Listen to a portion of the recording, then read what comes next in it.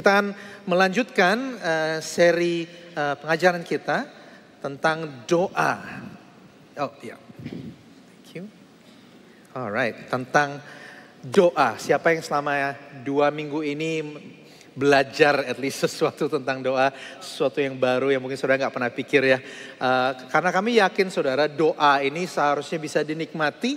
Doa ini seharusnya sesuatu yang saudara rasakan manfaatnya, dan doa harusnya membantu saudara mengenal Tuhan lebih lagi dan mengenal kehendak Tuhan, dan bisa memampukan saudara juga untuk hidup dalam kehendak Tuhan. Doa gak hanya sekedar minta-minta saja ya. Doa gak hanya sekedar bangun pagi lalu doa pagi, lalu doa makan, doa sebelum tidur.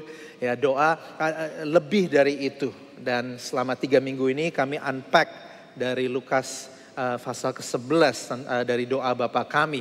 Ada yang bertanya, kok Lukas 11 ya dan bukan di Matius aja, karena Matius kayaknya lebih panjang dan lebih detail.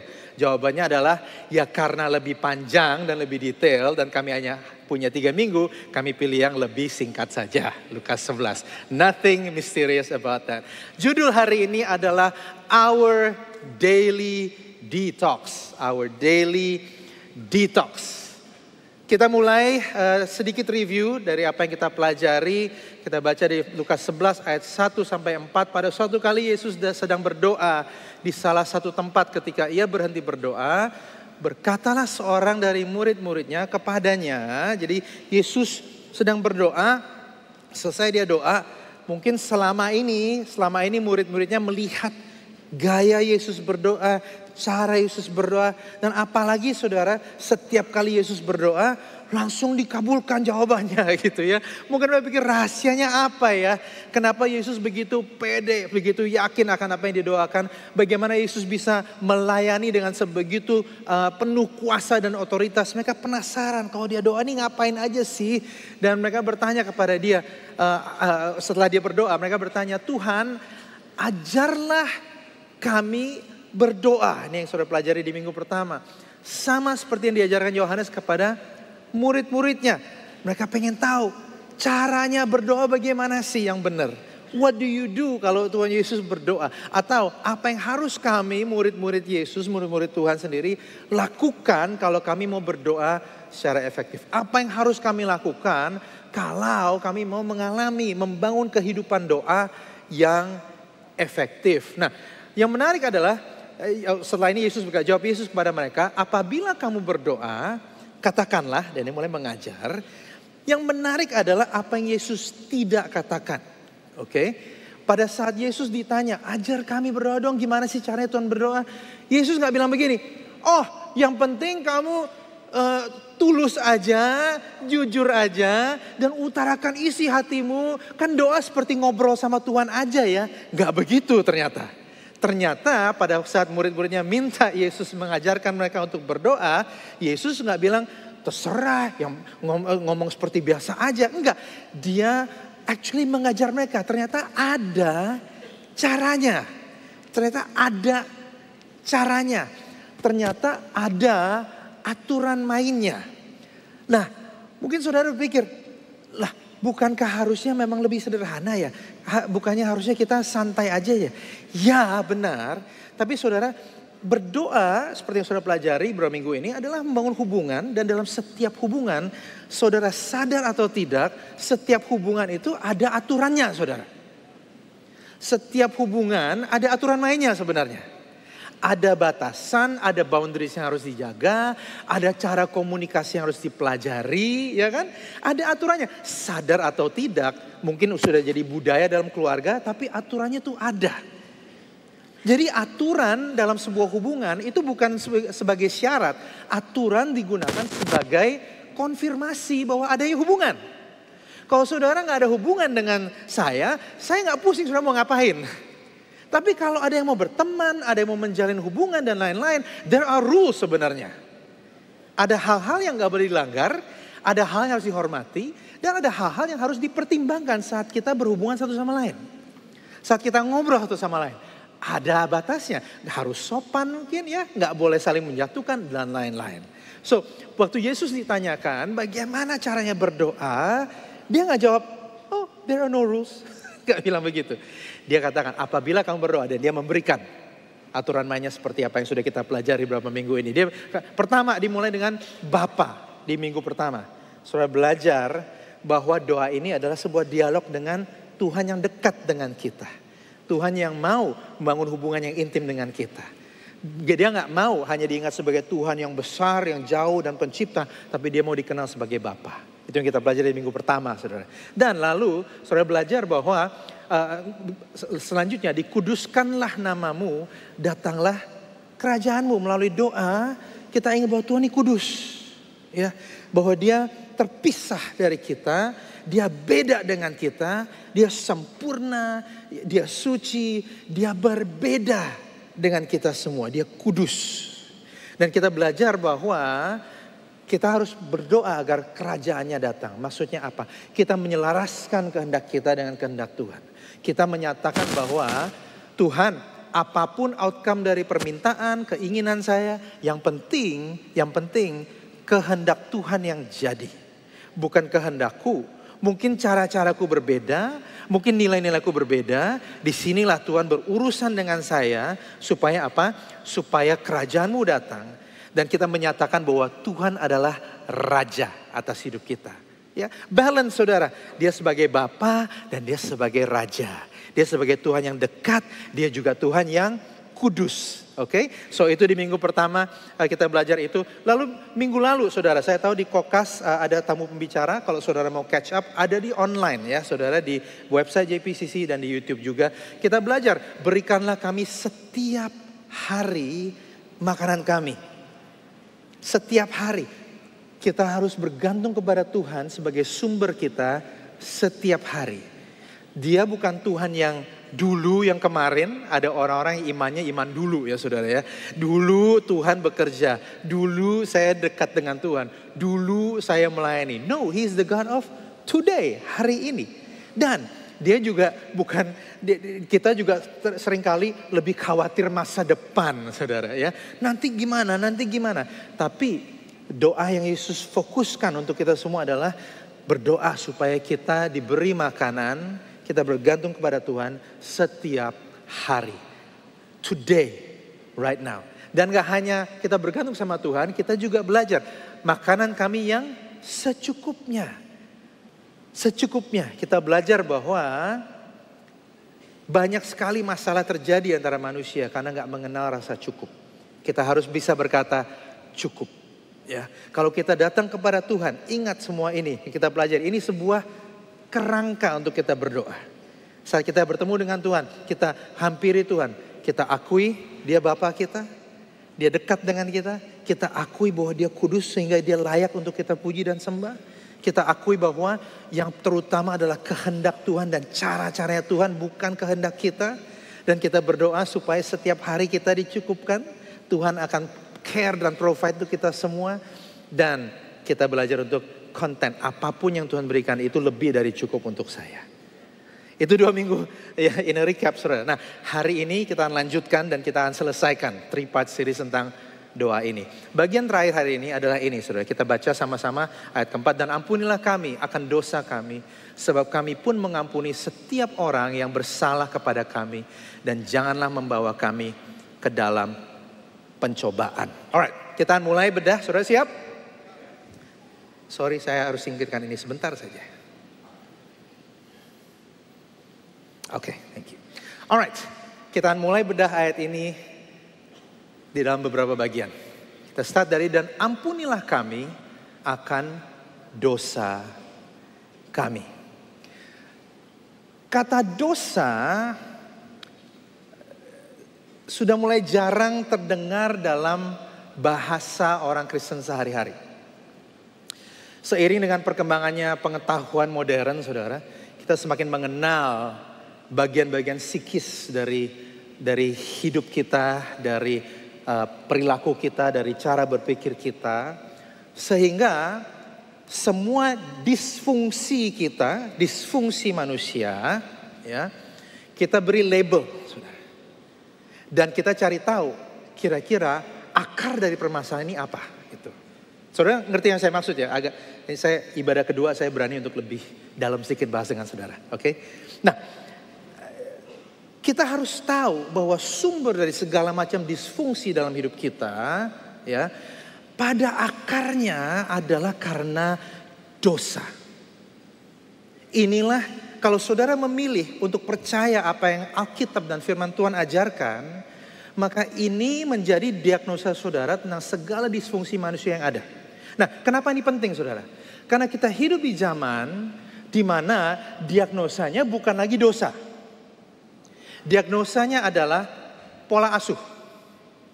Oh, ini karena dia memang diajarinya nggak benar. Gitu. Atau juga pengaruh dari lingkungan, environmental factors. Gitu. Oh, ya ini karena komunitasnya seperti itu, maka dia jadinya seperti itu. Gitu. Oh, atau kita salahkan gitu ya. Oh, ini turun-temurun nih gitu. No, saudara, Alkitab menjelaskan, mengajarkan kepada kita semua bahwa segala macam disfungsi yang ada dalam hidup kita, akarnya adalah dosa, saudara. Dan saudara pikir, ya bukannya dosa kita sudah dihapus sama Tuhan. Bukannya kita sudah diampuni sama Tuhan. Ya, benar dan amin. Dan kita terus diperbaharui. Tapi selama kita masih ada dalam tubuh yang fana ini, saudara, dan pikiran kita masih belum disempurnakan dalam Tuhan, sehari-hari sadar atau tidak, saudara dan saya berurusan dengan dosa. Ya, saudara. Bukan dengan hanya sekedar masalah-masalah psikologis, saudara, tapi dosa. Dosa adalah akar dari segala macam disfungsi. Itu sebabnya setiap hari Yesus katakan, kalau kau berdoa kepada Tuhan, pastikan kamu jangan lupa untuk deal dengan disfungsi ini, saudara. Ya, kenapa ini penting, saudara? Karena kalau salah diagnosa bisa mengakibatkan salah preskripsi, saudara. Saudara akan cari cara-cara lain untuk fix diri saudara sendiri.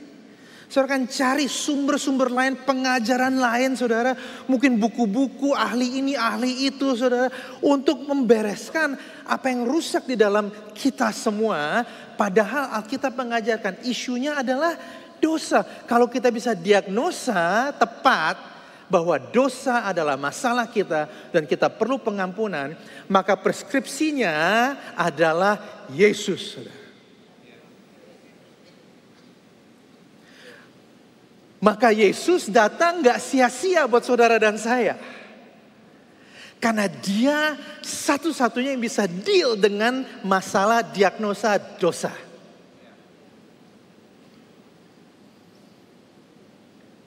Yesus datang ke dunia supaya kuasa dan belenggu dosa atas hidup kita dipatahkan. Tapi saudara dan saya sehari-hari kita harus hidup memperbaharui cara kita berpikir, ya, dengan menaklukkan dosa. Dengan cara apa? Dengan cara kita berdoa, Tuhan ampuni dosaku. Setiap hari kita masih buat kesalahan, saudara. Setiap hari kita masih bisa berdosa di hadapan Tuhan. Itu Tuhan gak gini shock gitu kayak, oh kamu baru terima Yesus kemarin. Kok hari ini udah buat berdosa lagi? Dia shock, saudara. Tuhan bukan Tuhan seperti itu. Dia tahu betul. Makanya dia ajarkan murid-muridnya, make sure kamu deal dengan ini. Kalau kamu mengerti ini masalahnya, kamu diagnosa yang benar, maka kamu tahu why I came. Kenapa aku datang. Ampunilah kami dan dosa-dosa kami. Make it a daily habit, saudara. Aku tadi serakah. Itu karena dosa. Aku tadi gak mikirin orang lain. Itu karena dosa. Dan gak hanya diri sendiri. Di dalam orang lain, saudara, kadang. Kita melihat ini in action, saudara. Dia kenapa begitu ya? Dosa. Saudara pikir kok simplifikasi banget ya? Kita bicara akarnya, saudara. Manifestasinya beda-beda. Tapi kalau akarnya itu, kita tahu semua orang butuh Yesus, saudara. Everybody needs Jesus. Karena kita gak akan bisa deal dengan dosa sendirian. Nah, Setelah itu dikatakan, dan ampunilah kami akan dosa kami, sebab kami pun mengampuni setiap orang yang bersalah kepada kami. Saya boleh jujur dengan saudara, dari dulu saya baca doa Bapa kami, saya paling gak suka ayat ini. I have a problem dengan ayat ini. Tahukah saudara, kalau saudara baca firman Tuhan, ya, cara saudara baca dengan firman Tuhan yang hidup adalah saudara bergumul dengan hal-hal yang mengganggu saudara. Mungkin saudara kurang pelan bacanya saudara kadang ya. Kalau saudara baca dan saudara lihat, kok begini sih? Gak adil banget, ini kayak jebakan gitu. Ya kan, awalnya oh it's good, ampunilah kami akan dosa kami, lalu sama seperti sebab kami pun mengampuni orang lain. Loh, ternyata ada klausenya, ada disclaimer, ada tambahan. Saya harus mengampuni setiap orang yang bersalah. Ada orang-orang dalam kehidupan kekristenan, mereka lebih suka berurusan sama Tuhan dibanding urusan sama orang lain. Ada orang-orang yang lebih suka, yang penting gue ke gereja, cek. Yang penting gue baca Alkitab, cek.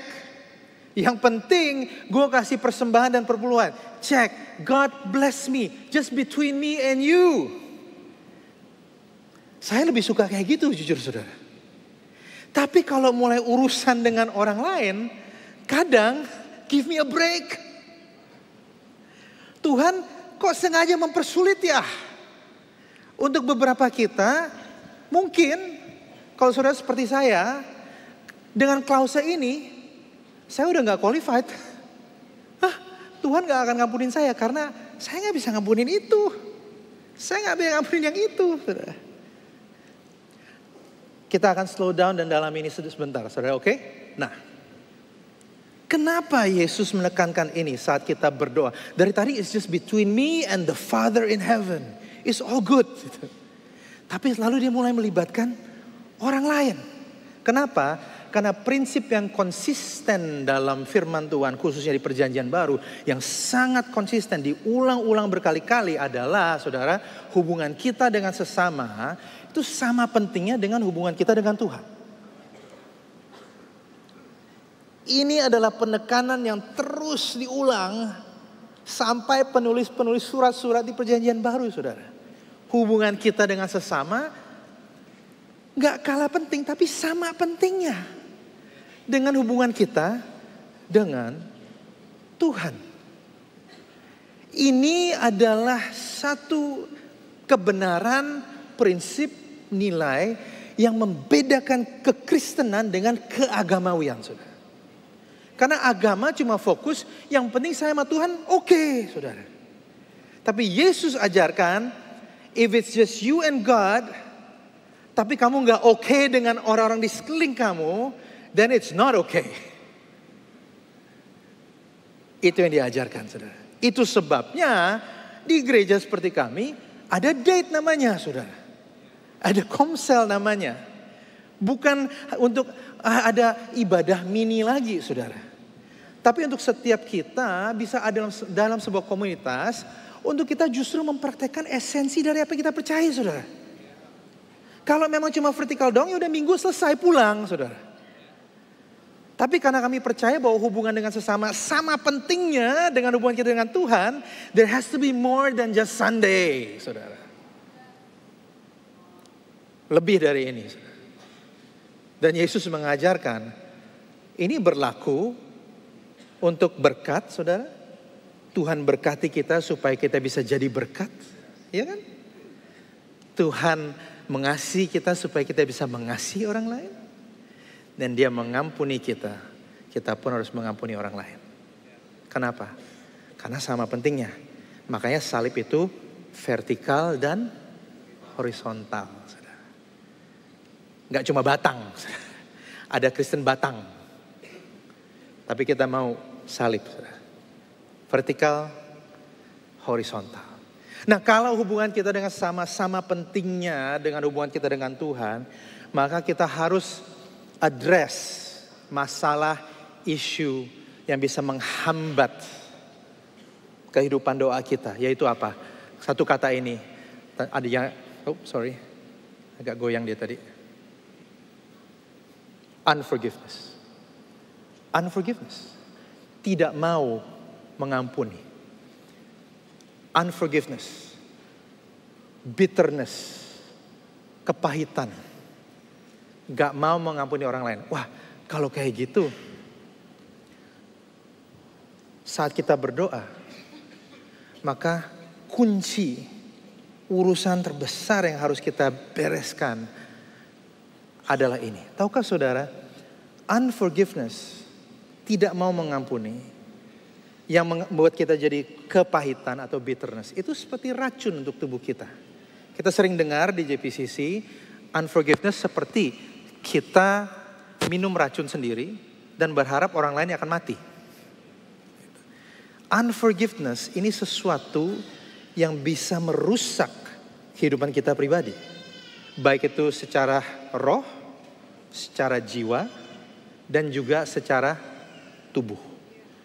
Terlalu banyak penelitian yang membuktikan bahwa orang-orang yang kepahitan itu ada pengaruh fisiologis dalam tubuhnya mereka.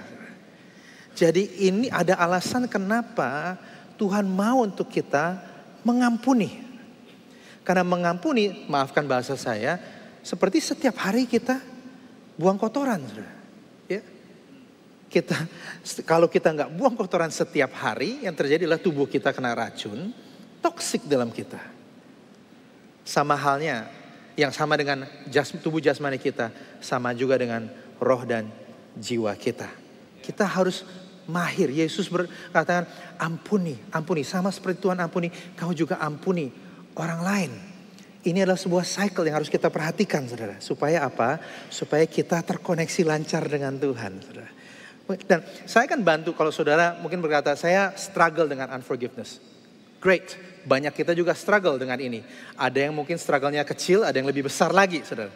Tapi kami akan bantu dengan membagikan pada saudara sebuah analogi supaya kita bisa memproses cara mengampuni dengan baik. Oke, nah saya akan pinjam istilah hitungan, accounting, finance, apapun yang saudara mau sebut ya. Kalau kita mau belajar mengampuni orang lain. Setiap kali saudara dikecewakan, setiap kali saudara marah terhadap seseorang, setiap kali saudara mengalami pelanggaran, saudara, ya, ibaratnya seperti dua hal. Ada orang yang merampas sesuatu dari saudara, atau saudara nggak mendapatkan sesuatu yang seharusnya saudara dapatkan. Saya ulangi sekali lagi ya.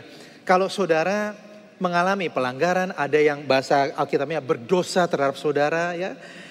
Yang saudara alami adalah sesuatu yang dirampas dari saudara, atau sebuah hak yang saudara nggak dapat dari dia. Sesuatu yang saudara nggak dapat. Saya kasih contoh. Kalau ada orang yang kepahitan terhadap ibunya, contohnya, dan marah sama ibunya, ya. Mungkin ibunya ini merampas masa kecil yang bahagia dari dia. Seharusnya masa kecilku tuh jauh lebih bahagia dari ini. Tapi because of my mom, because of my dad, ya, aku jadi harus menderita waktu masa kecil. Sesuatu yang dirampas dari saudara. Atau saudara pikir, saya berhak punya orang tua yang baik. Saya berhak punya orang tua yang mapan. Ya, saya berhak punya hidup yang jauh lebih nyaman dari ini. Saudara ingin ibu saudara jadi seorang ibu. Saudara ingin bapak saudara jadi seorang bapak. Saudara pengen, mungkin dalam konteks lain, mendapatkan promosi itu mungkin dalam tempat kerja saudara. Ada sesuatu dalam saudara yang dirampas, atau ada hak yang saudara nggak dapatkan. Yang saudara merasa saudara layak dapatkan, tapi saudara nggak dapatkan. Itu yang pertama. Nah, kalau itu terjadi saudara, ada sebuah imbalance, ketidakseimbangan dalam hubungan. Ya. Dan yang terjadi gini, kalau ada orang yang merampas, sikap saudara adalah saudara menuntut dari dia. Saudara menuntut. Saudara mau untuk mereka fix this. Dengan cara apapun, yang penting you fix this. Gitu. Apapun caranya itu. Saudara ngerti konsepnya ya? Oke, saya berusaha untuk make it as simple as possible. Alright. Nah, apa itu pengampunan? Pengampunan adalah keputusan untuk tidak lagi menuntut. Pengampunan adalah keputusan untuk menghapus hutang. Pengampunan adalah keputusan untuk saudara menyatakan, memang sih seharusnya dia membenarkan situasi ini. Tapi pengampunan artinya saya lepaskan tuntutan itu. Saya bebaskan dia dari tuntutan dari saya sendiri. Itu artinya mengampuni. Saudara. Nah, to which banyak orang bilang, ya kalau kayak gitu gak adil dong. Kan dia yang rusak, kan gara-gara dia, Kalau diampuni gak adil dong. Jawabannya saudara, ya memang gak adil. Kalau adil namanya bukan pengampunan saudara. Adil namanya dia sudah membenarkan, gak ada yang perlu diampuni, gak ada hutang yang perlu dihapus. Pengampunan by nature adalah gak adil saudara. Tapi saudara, harus dilakukan demi siapa? Demi keutuhan dan kesehatan saudara pribadi. Kalau dia gak berubah gimana? Bukan urusan kita saudara. Kalau dia gak itu terus ini gimana? Hei saudara, mengampuni bukan berarti saudara jadi mesra lagi dengan dia. Bukan itu saudara. Mengampuni gak ada urusannya dengan apa yang orang lain lakukan. Mengampuni adalah apa yang saudara lakukan. Halo? Ya. Dan Yesus mengajarkan ini komponen yang begitu penting saat kita mau menjalin hubungan dengan Tuhan. Hapus hutang itu. Dan saudara kalau berpikir gini, ya benar-benar saya belum bisa terima. Itu gak adil. Kabar baik untuk orang percaya saudara. Kabar baik untuk orang percaya. Kabar baiknya adalah saudara dan saya punya Tuhan. Ya. Jadi setiap kali kita mengampuni, pengampunan adalah sebuah undangan. Buat saudara dan saya percaya kepada Tuhan untuk mengisi imbalance itu saudara. Untuk memulihkan apa yang dirampas dari saudara. Percaya dan bersandar kepada Tuhan bahwa apapun kesalahan yang dibuat oleh orang lain, Tuhan yang mampu sembuhkan. Dengan cara yang lain. Mungkin gak lewat orang itu, mungkin lewat cara yang berbeda saudara. Tapi Tuhan yang akan sembuhkan. Every time kita harus mengampuni seseorang, kesempatan untuk Tuhan bekerja dalam kehidupan kita. I think that's good news saudara. Karena kadang orang yang melanggar saudara juga gak mampu bayar hutangnya saudara. Karena ada orang-orang yang melanggar saudara mungkin hari ini udah gak ada lagi saudara.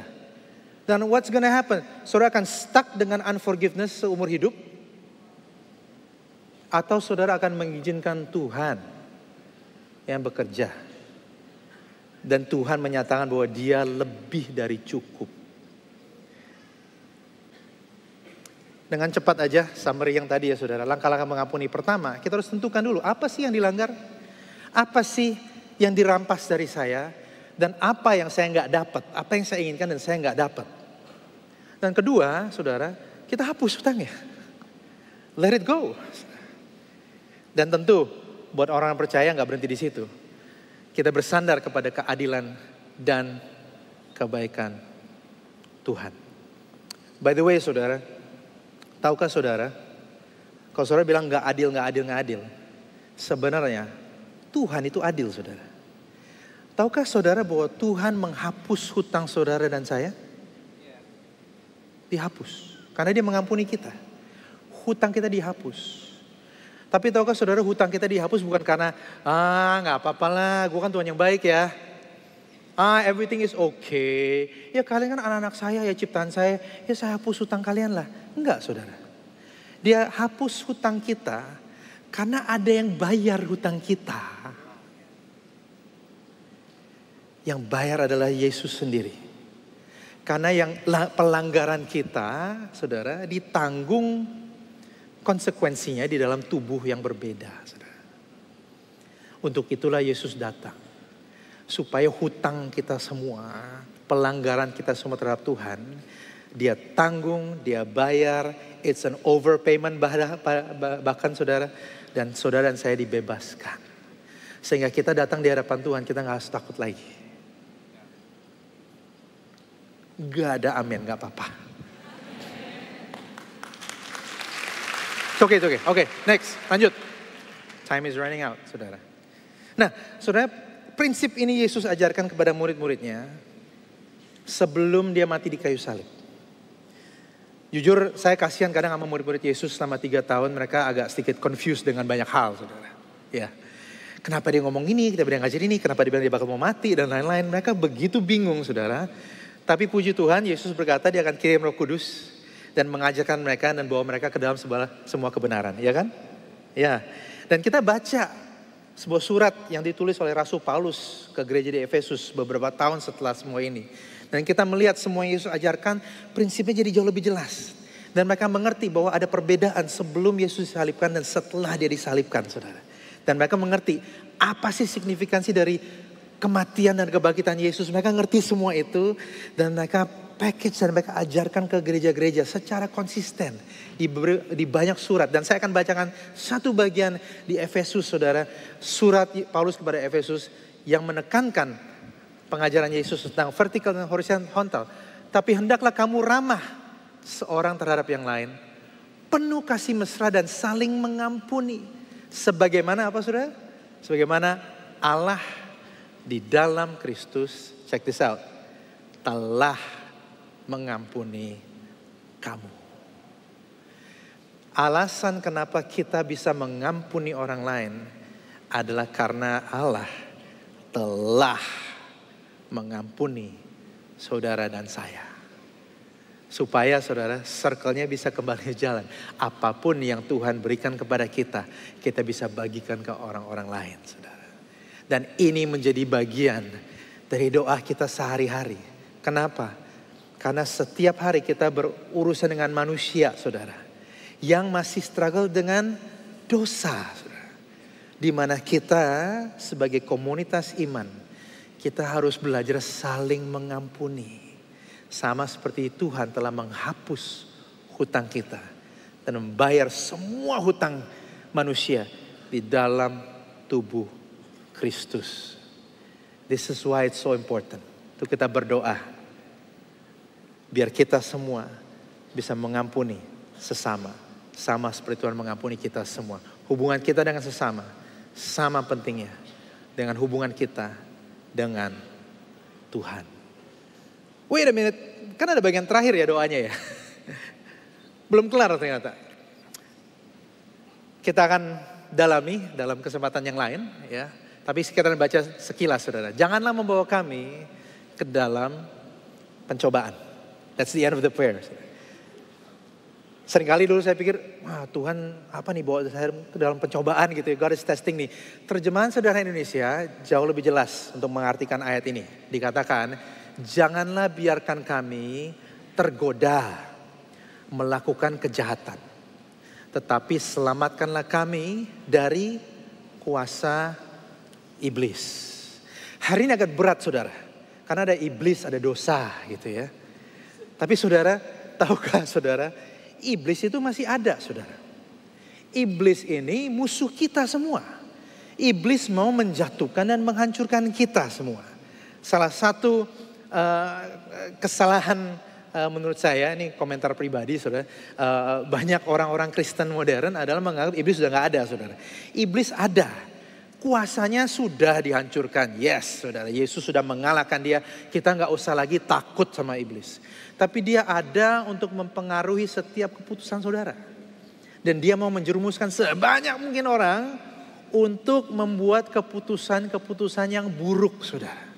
Dan dia caranya bagaimana? Dengan terus menggoda kita melakukan kejahatan, saudara. Jadi kita harus berdoa. Ada hal-hal yang di luar kendali kita. Ada hal-hal yang variabelnya di luar apa yang kita bisa kendalikan, saudara. Disitulah kita menyatakan, Tuhan protect me. Lindungi aku dari kuasa iblis. Save me. Dari hal-hal yang bisa menjebak dan menjerumuskan saya untuk menghancurkan hidup saya. Dan menggagalkan rencana Tuhan dalam hidup kita. Yesus katakan, that's how you pray. That's how you pray. Kita review sebentar, saudara, dari awal, saudara.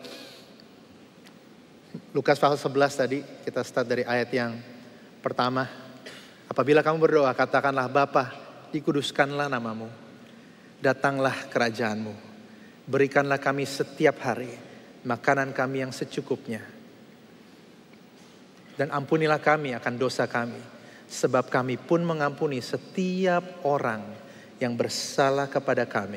Dan janganlah membawa kami ke dalam pencobaan. Saudara, doa gak hanya sekedar minta-minta aja. There's more to it. Dan kalau setiap kita bisa menjalani kehidupan kita dengan Tuhan, dengan framework yang dibagikan, saudara. So setiap hari, saudara sadar, Tuhan ini dekat sebagai Bapa. Dia kudus, dia berkuasa, dia layak kita sembah. Lalu saudara sadar ya, bahwa kehendak Tuhan ini terbaik. Yang firman Tuhan ajarkan ini yang terbaik. Lebih baik gagasan firman Tuhan daripada ide dan pemikiran manusia ternyata. Ya, datanglah kerajaanmu, jadilah kehendakmu. Dan saudara belajar untuk berkata, Tuhan, I depend on you. Terkadang saya pikir, saya berhasil karena saya pintar. Saya berhasil karena saya genius. Saya berhasil karena beruntung. No, saya mau berpikir bahwa saya ini bisa hidup bertahan karena saya bergantung sama Tuhan setiap hari. Dan saya mau belajar apapun jawaban doa, yes or no, kurang atau lebih, semua ini cukup. Karena you are more than enough for me. Lalu kita sadar, utamakan hubungan dengan Tuhan dan juga dengan sesama. Gak bisa dengan kita sendiri sama Tuhan. Tapi kita belajar untuk mengampuni sesama. Sama seperti Tuhan mengampuni kita. Dan kita perlu Tuhan untuk melindungi kita dari segala godaan. Dari iblis yang mau menjatuhkan dan menghancurkan kita. That's how you pray, saudara. Setiap hari. Yes. Dan saya yakin kalau saudara mempraktekkan ini, dari mulai kata Bapa, saudara merasa dekat sama Tuhan. Dan saudara bisa hidup penuh dengan confidence dan tahu, aku berjalan dalam rencana dan kehendak Tuhan. Amin, saudara. Amin. Mari kita berdoa. Bapa dalam surga, bersyukur untuk apa yang kami pelajari selama 3 minggu ini. Kami tahu bahwa masih banyak yang harus kami pelajari, tapi that's the journey.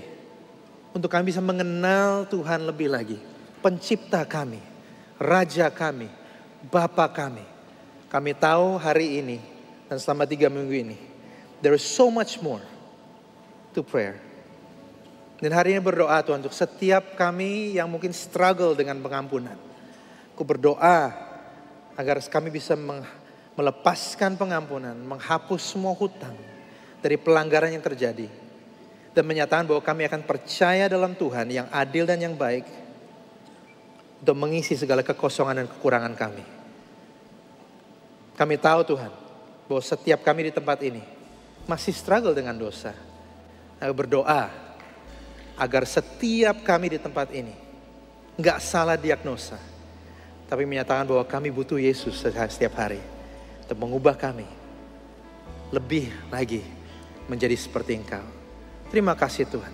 Kami terima firman-Mu di dalam nama Tuhan Yesus. Amin. Terima kasih sudah mengikuti seri pengajaran firman Tuhan di JPCC. Bila saudara merasa terpanggil untuk menerima Yesus sebagai Tuhan dan Juru Selamat saudara, kami mau undang saudara untuk menghampiri Tuhan secara pribadi dimanapun saudara berada dan tirukan doa ini. Tuhan Yesus, terima kasih untuk kasih dan penebusan-Mu di kayu salib. Aku mengakui dosaku, aku mau tinggalkan hidupku yang lama. Ampuni aku. Terima kasih Tuhan, sekarang aku jadi milik-Mu. Mulai sekarang Engkau adalah Tuhan dan Juru Selamatku pribadi. Ubahkan aku semakin serupa dengan Kristus. dalam nama Yesus. Amin. Selamat untuk saudara yang baru saja memulai hidup baru di dalam Kristus. Buat saudara yang belum berjemaat di gereja manapun, kami mengundang saudara untuk bergabung di ibadah onsite kami dan juga menjadi bagian dari komunitas sel yang kami sebut dengan DATE, sehingga saudara dapat terus dikuatkan dan bertumbuh dalam iman bersama orang-orang percaya lainnya. Bila saudara ingin bertanya atau memerlukan pelayanan lebih lanjut, saudara dapat menghubungi kami melalui WhatsApp yang tertera di layar ini. Tuhan Yesus memberkati saudara selalu. Sampai jumpa di kesempatan berikutnya.